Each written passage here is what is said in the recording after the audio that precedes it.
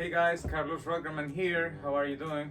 I'm about to do a couple of serious upgrades. The first one is the interface. I've been with Antelope for a while. I have my Orion 32 HD because I'm running Pro Tools HDX. So it has the HDX connectivity to the PCI cards. And with the console, I need 64 ins and outs. And I think it's time to upgrade to this guy here, the Galaxy64. This thing is kind of ridiculous. Number one, I love the way these units sound. Antelope, really, the conversion, the clock, it's one of my favorites. So I'm sticking to them. But besides the actual sound, the amount of ports and connectivity that you get in this box is pretty much unique. I don't know if there's any other interface like this right now.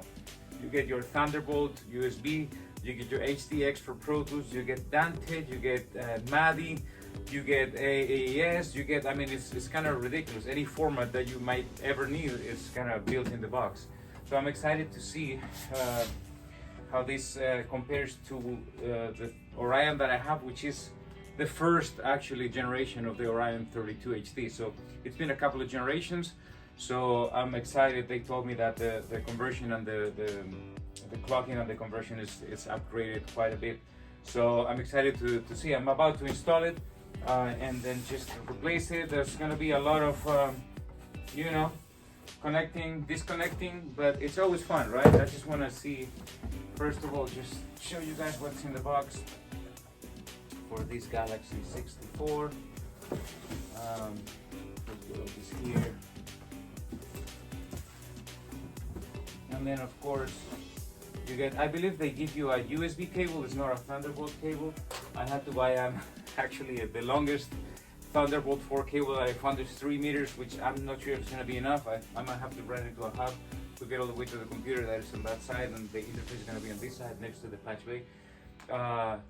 From Apple, by the way, side note, $160 for a Thunderbolt cable. Kind of ridiculous. Your power cord with the power supply, because this one has a power supply. I believe actually that if you use this unit with a laptop and you connect the laptop Thunderbolt, it'll actually, I don't know if it'll charge the laptop, but I think it'll actually feed power to the laptop. So it's kind of neat that you won't need a power source. And then let's just take out the box. So 64 analog in and outs in just this tour space. It's kind of really amazing. It has a touch screen so that you can do some things and you don't have to go to the software all the time. And then look at this. I mean, so that's your DB25s for all the ins and outs, 64 analog in and outs that are gonna go to the patch bay and to the console. Your AES, look at this amount of word clock ins and outs. If you want to connect so many devices, Dante, your MADI, Thunderbolt, and 4 HDX ports. So I'm excited. Let's get to work. Because we need to work, we need the studio functioning. We can't take so long, so let's do it.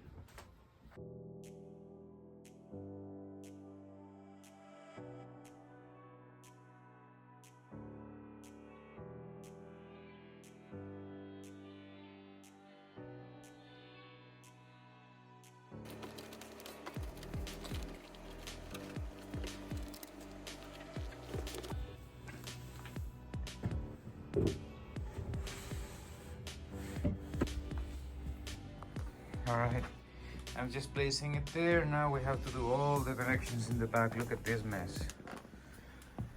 Let me turn on a light here. So we have to now go in the back of the unit and plug everything in there. Do yourself a favor, label everything properly. Label, label, label, please, label.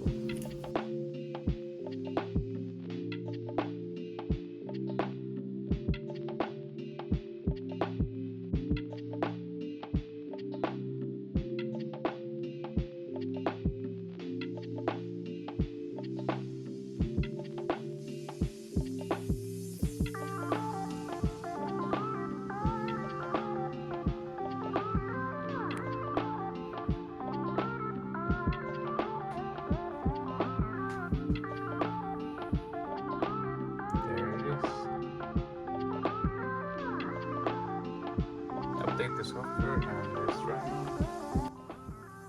Now the beauty of this software panel is that you have your patch bay. It's like a virtual patch bay. You have all the inputs and all the outputs, so it's just very easy to route anything from your physical analog ins or your DAW in and outs, which is if you're connected Thunderbolt or USB, your Dante, your MADI, your HDX from Pro Tools, all that, SpeedyF, everything, right? You can connect from anything to anything, so you can route however you want, from Dante to HDX, from Lightning to your firewire. So it's very easy to do whatever. And then you got your meters where you can see all the different panels, whatever you want to monitor here, your line outs, your HDX out, your Thunderbolt outs, whatever it is. It also has some mixers. It has internal mixers with pretty much no latency. If you want to send some monitors, from here, if you want to monitor something low latency from this console, I'm obviously not going to do it because I'm working on the analog, from the Neve. But it's very useful if you don't have a console. That's it, guys. I'm going to put it to work. Stay tuned. There's another video. I'm going to do another huge upgrade, but it deserves its own video. I'm actually going to be upgrading the console, the Neve. It's going to be, for now it's a Genesis Black, so I'm doing an upgrade so that it'll be the Neve G3D, which will be Dolby Atmos. So I'm going to be able to fully analog mix in Dolby Atmos in real time. So I'm going to be doing the analog stereo mix, plus at the same time through the analog equipment, outboard everything in the console, back into Pro Tools and doing the Atmos mix at the same time. So I gotta do a big upgrade for that. I'll do the video very soon. I just need to finish some work before I break this thing apart. But stay tuned, it's coming soon.